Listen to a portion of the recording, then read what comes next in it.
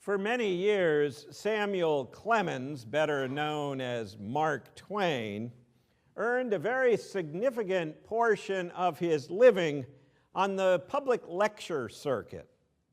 A supposedly true story is told about a lecture he gave at a town hall in Vermont, a place where folks tend to be, how shall we put it, rather reserved. Like all of Clemens' talks, this one was laced with humor. In fact, his opening line usually garnered a laugh from the audience, but that night he paused at the end of the first sentence and there was silence. As he continued his lecture, at each and every spot where he normally elicited a chuckle, there was only more silence. By the time he got to the end of the talk, he was thoroughly convinced that he had completely failed in his effort to educate, entertain, and amuse his audience.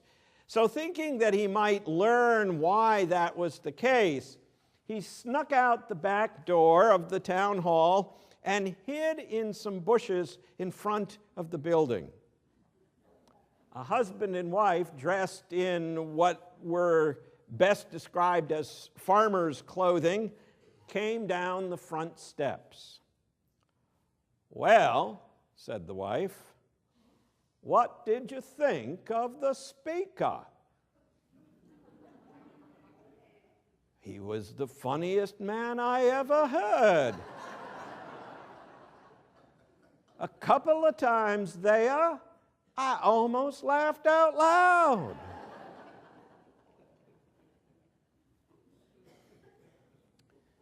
My mother is a native of Vermont, as was my grandmother before her.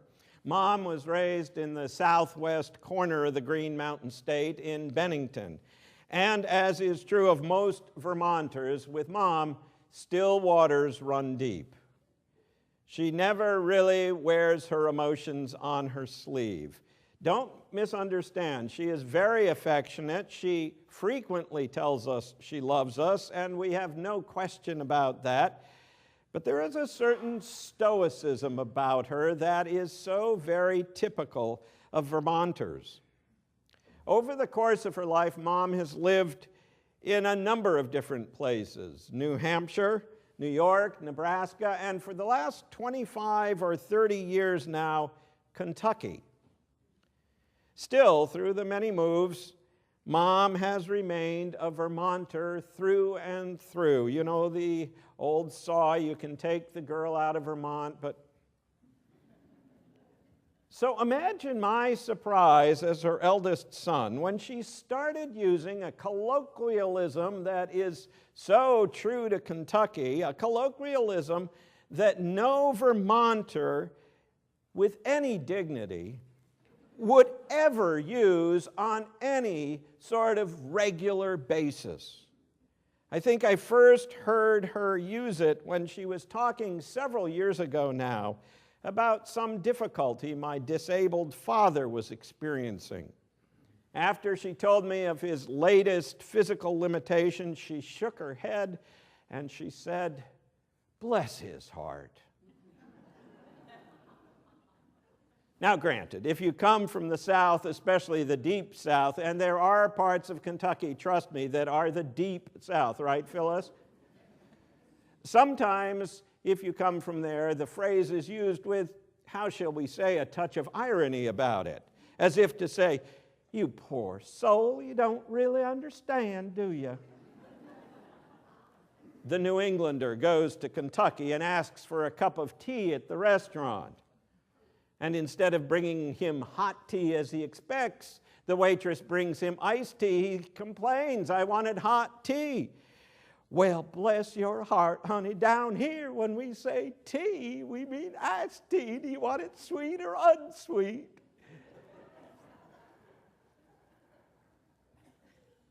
But often the phrase "bless your heart" is used in a positive way, a way to emphasize one's gratitude or appreciation. A neighbor stops by, brings you a plate of homemade cookies, And you say, well, bless your heart, these look delicious. At other times, it can be used in a way of saying, I feel for you.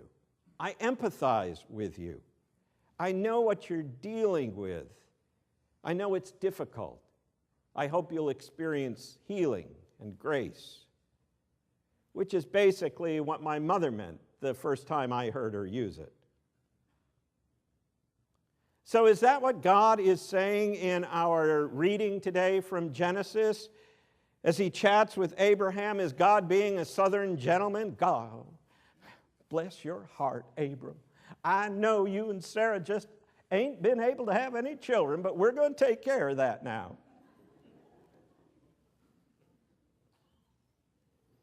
Not quite. But to truly understand what's happening, to truly understand this passage, which you may have noticed is full of blessings, we need to look at the verb to bless. We need to examine what it means to be blessed and to be a blessing. The Hebrew word the passage uses is barak. It can be translated to bless, to be strong, or to kneel. One scholar writes, words and ritual acts associated with blessing are the primary means by which divine favor is invoked, distributed, acknowledged, and lauded in the biblical tradition. Words and ritual acts associated with blessing are the primary means by which divine favor is invoked, distributed, acknowledged, and lauded. Which sounds great, but what does it mean? What does it mean to invoke God's favor? What does it mean to distribute it? And acknowledging and lauding, praising God's favor, how are we to understand those ideas? Well, let's begin with invoking God's favor. When you invoke, you call on someone or something to come to your assistance, to help. When we are invoking God's favor, we are calling on God to be of assistance, to be of help in a particular situation. I sneeze. You say, God bless you. It's a way of wishing good health for me. It's a way of saying, I hope you don't get sick. If God is the source of all healing and health, who better to invoke at such a time? God bless you. Following 9/11, there was a dramatic upsurge in the use of Irving Berlin's song, God Bless America. In many baseball stadiums, it was added to the regular singing of the national anthem and Take Me Out to the Ball Game. Many a church service at that time ended with it, as did a wide variety of other public gatherings. As a nation under siege, we cried out in song, invoking God's favor, God's protection. God bless America. But blessing, as the story of Abram indicates, doesn't end with our being granted divine favor. Not at all. For we are blessed, as Abram was, so that we might be a blessing to others.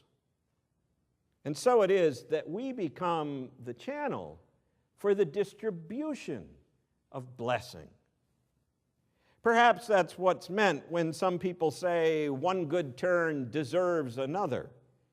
Maybe it's what lies behind the popular notion of paying it forward. Maybe it's what's meant by the term giving back. We are blessed in order to be a blessing. Physician Rachel Remen relates a story told to her by one of her colleagues, an internist named Frank. One Monday, Frank was scheduled to see one of his patients, 80-year-old Mrs. Gonzalez. Mrs. Gonzalez was in the last stages of breast cancer, and there was no more active treatment available for her.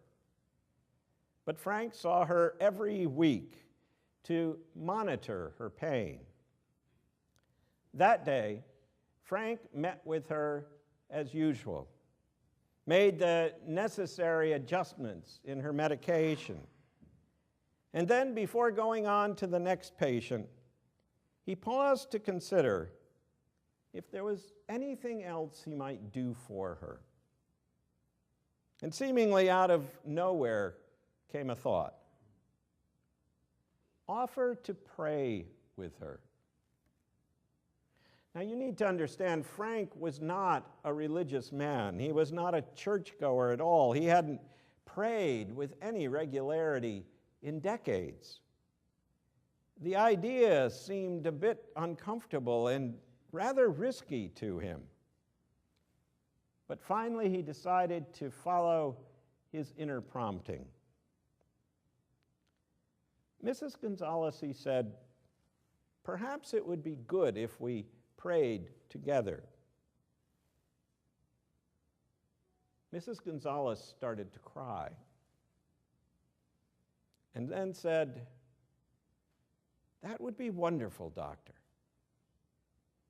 But I'm a Catholic, and I'm used to being on my knees when I pray." Frank could feel the butterflies in his stomach. The risk factor ratcheted up a notch. Doctors don't normally kneel with patients in examining rooms. But he agreed. And slowly he helped his elderly patient to her knees, and then knelt beside her himself. Mrs. Gonzalez prayed in Spanish and then in English. And when she was done, Frank remembered a childhood prayer and repeated that as they knelt there on the cold tile floor together. Then, writes Remen, very gently, the old woman reached across and touched him on the cheek. First in Spanish, then in English, she asked God to bless him and strengthen him in his important work.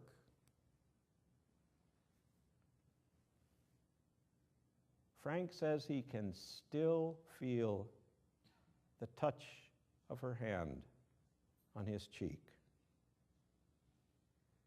He remembers it when things get tough, and it helps him. And Frank has now become one who prays in his practice and in his life.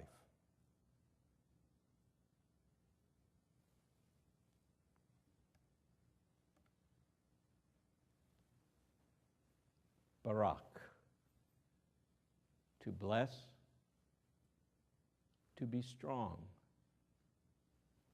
to kneel.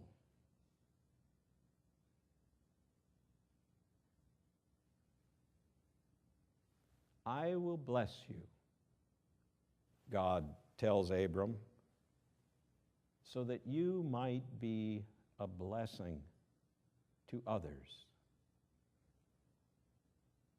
God's favor invoked, distributed, acknowledged, and praised.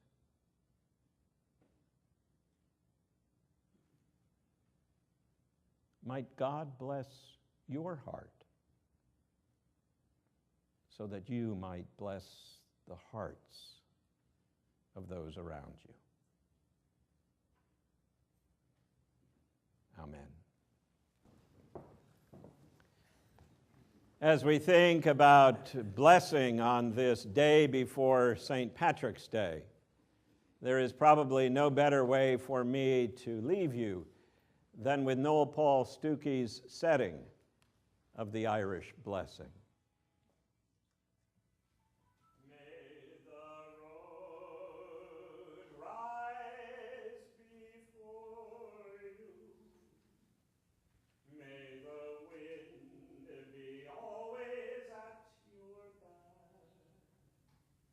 May the rain fall soft upon your fields, the sunshine warm upon your face, and until we meet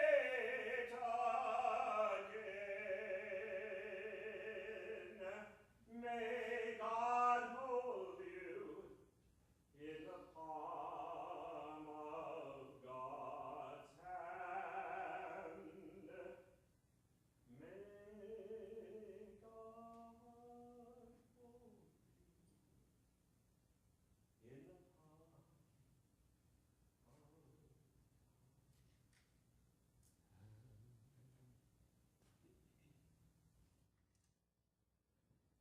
You are blessed. Might you be a blessing to those around you. Go in peace. Amen.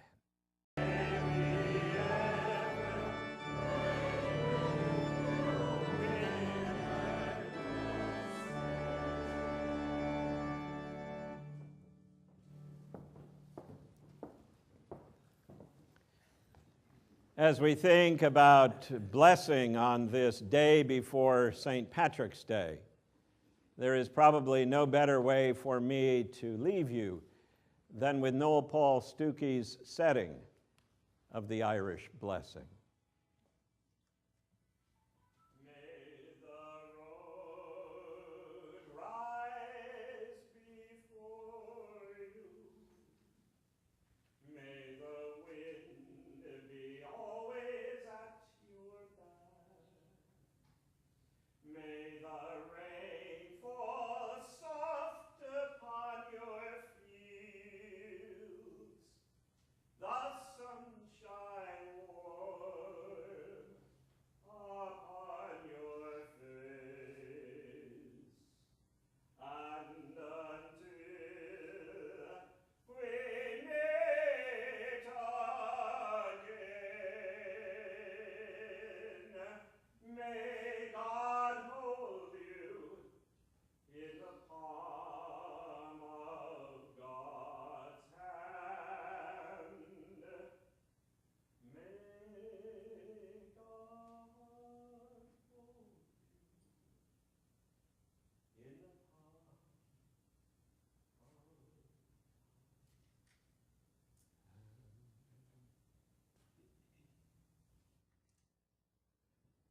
You are blessed. Might you be a blessing to those around you. Go in peace.